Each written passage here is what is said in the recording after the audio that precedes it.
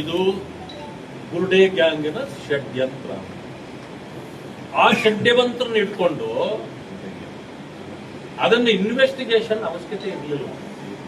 ಅದಕ್ಕೆ ಹೈಪ್ ಮಾಡಿ ಧರ್ಮಸ್ಥಳ ಒಂದು ದೈವಸ್ಥಳ, ಕಳಂಕ ತರಬೇಕು ಅಂತೇಳಿ ಈ ಎಡಪಂಥೀಯರ ಜೊತೆ ಸೇರಿ ಎಲ್ಲಿಂದ ಇನ್ವೆಸ್ಟಿಗೇಷನ್ ಶುರುವಾಗಿದ್ದು ಅಂತ ನಿಮಗೆ ಗೊತ್ತಿರಬಹುದು.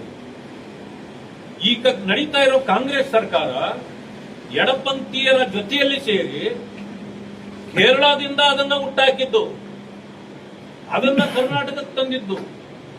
ಮುಖ್ಯಮಂತ್ರಿಗಳಾಗಿದ್ದ ಸಿದ್ದರಾಮಯ್ಯನವರು ಆವತ್ತು ಹಿಂದಿನ ದಿನ ಕೇಳಿದ್ರೆ ಹೇಳ್ತಾರೆ, ಯಾರೋ ಹೇಳಿದ್ರು ಅಂತೇಳಿ ಇನ್ವೆಸ್ಟಿಗೇಷನ್ ಮಾಡ್ಸಕ್ಕಾಗುತ್ತಾ,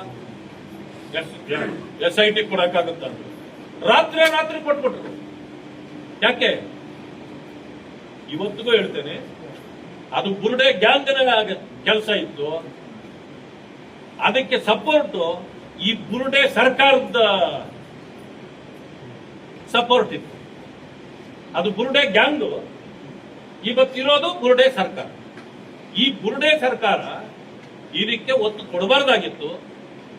ಆದ್ರೆ ಕಳಂಕ ತರಬೇಕು ಅನ್ನೋ ಕಾರಣಕ್ಕೆ ಕೊಟ್ಟಿದ್ರು. ಇವತ್ತು ಸರ್ಕಾರವೂ ಕೂಡ ಎಕ್ಸ್ಪೋಸ್ ಆಗಿದೆ. ಆಯ್ತು, ಏನು SIT ರಿಪೋರ್ಟ್ ಇದೆ ಹೊರಗಡೆ ಕೊಡಿ, ಈಗ ನೋಡೋಣ.